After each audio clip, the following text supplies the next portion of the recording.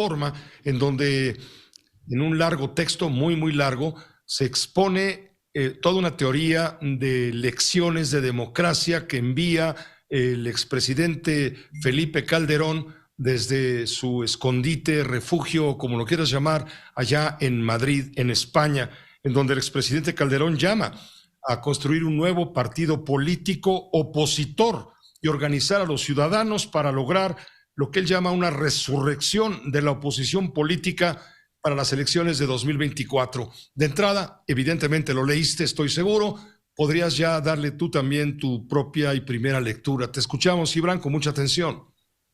¿Y qué tal, Pepe? Pues fíjate que me parece un texto pues caracterizado por cinismo, para empezar.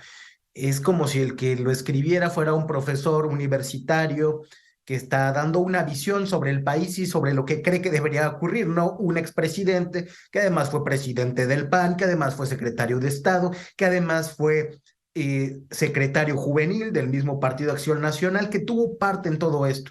Calderón critica el autoritarismo evidente del gobierno actual, pero que empezó en su sexenio. La crisis de este régimen, del régimen de la transición a la democracia, empezó con Calderón, la centralización que él critica, el autoritarismo que él critica, la gran violencia que él critica, la connivencia con el narco que él critica y que se está exponiendo todos los días en el juicio de Genaro García Luna, pues tienen su origen en una política fallida implementada por él.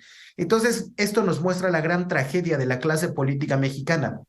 Los que pasaron por ahí son irresponsables y no admiten equivocaciones, no admiten su deuda con los pobres, no admiten la falta de legitimidad electoral y el endurecimiento del discurso que empezó a partir a la sociedad en esos años, a partir del desafuero y después con la elección de 2006 que se gestionó muy mal. No admite Calderón ni siquiera que se equivocó al intentar crear un nuevo partido político. Escribe como si todo eso no existiera. Entonces, tenemos la tragedia de que a nuestros presidentes se les ocurren ideas muy buenas hasta que salen de la silla, pero no dicen en qué se equivocaron, qué aprendieron, no hacen un mea culpa, no admiten que fueron actores de la historia por elección propia. Si el PAN tiene la élite decadente que dice Calderón, es en buena medida porque Calderón no formó cuadros cuando tuvo la capacidad de hacerlo. Él fue formado por Castillo Peraza, igual que otros como Germán Martínez, que son de los que mantienen, digamos, interesante el debate público en el espacio parlamentario. ¿Y ellos a quiénes formaron? Bueno, pues a los que están ahora en las cúpulas de esos partidos.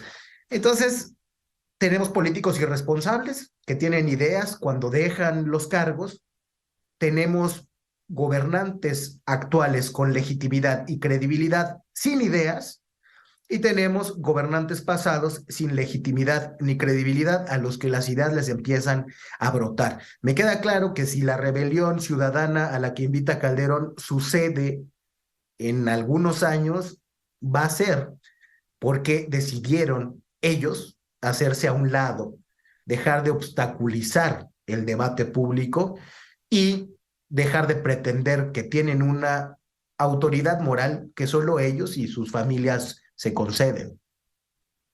¿Es posible la resurrección de la oposición? Sí, si estas élites partidistas que representa Felipe Calderón, Enrique Peña Nieto, que hoy representan en su peor nivel Marco Cortés o Alejandro Moreno, si esas élites se hacen a un lado y luchan contra la partidocracia que a ellos los beneficia, es decir, abriendo, por ejemplo, elecciones primarias donde ellos no tengan el control de los padrones, como ahora se le ocurre a Calderón, primero usaba a los padroneros, ahora le parecen muy malos. Si eso sucede, puede haber esperanza para la democracia mexicana. Mucho me temo que ningún partido, ni Morena, ni las cúpulas actuales, están en ese ánimo. Así que el cambio, esa resurrección, quizás será lenta, como lenta ha sido la implantación del autoritarismo desde tiempos de Calderón hasta los actuales. Si miramos el índice de libertad en el mundo de la casa Freedom House, que es una institución de estas de pensamiento liberal, veremos que la libertad en México empezó a bajar en tiempos de Felipe Calderón hasta llevarnos a ser un país que ya no es considerado libre. Pero eso viene de aquellos tiempos y quizá nos tomará el mismo tiempo reconstituir la paz. Para eso hace falta una discusión nacional de largo aliento, no una llevada con las prisas de las calenturas electorales y montándose en la ola ciudadana de indignación por el Plan B. Creo que Calderón se está intentando aprovechar de eso para lavar su imagen, ahora que anda muy necesitado con las fuertes críticas que han venido por el juicio a García Luna. Sí, por su pésima política en materia de seguridad y otras que han quedado exhibidas en este juicio. Finalmente te quiero comentar, te quiero preguntar, ¿cómo estás viendo tú la manifestación, reunión, meeting, no sé cómo llamarle, a que están convocando los opositores al superpoder de Morena, de la 4T, a quienes el presidente de la República considera racistas, clasistas, que pretenden el regreso de los rateros, en fin? ¿Cómo ves esta manifestación? ¿Qué estás leyendo tú de antemano? Yo creo que la ciudadanía va a volver a rebasar a los convocantes.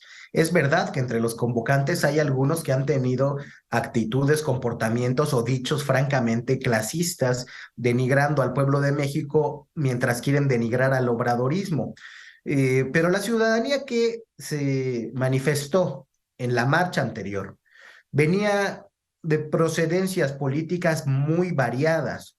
Sí, había una clase media de derecha, pero había también una clase media progresista, habían colectivos de artistas independientes que fueron afectados por la política cultural de este gobierno, madres de niños con cáncer, que tienen una lucha que es personal y legítima y que finalmente debe ser a los que se les dé más visibilidad en estas protestas. No hay mejor manera de legitimar el discurso del presidente, ese discurso autoritario que busca sacar siempre una ventaja electoral de la estigmatización del adversario, a que se pongan en el centro los políticos de la vieja partidocracia, que digan, sí, los protagonistas somos nosotros, o que se filme a Claudio X González o a Gustavo de Hoyos. No, ellos deberían ayudar poniendo las cámaras en donde están las otras personas, esa otra oposición que no son ellos y cuya presencia desmiente los prejuicios del presidente de la República. Ellos van a estar en esa concentración, algunos.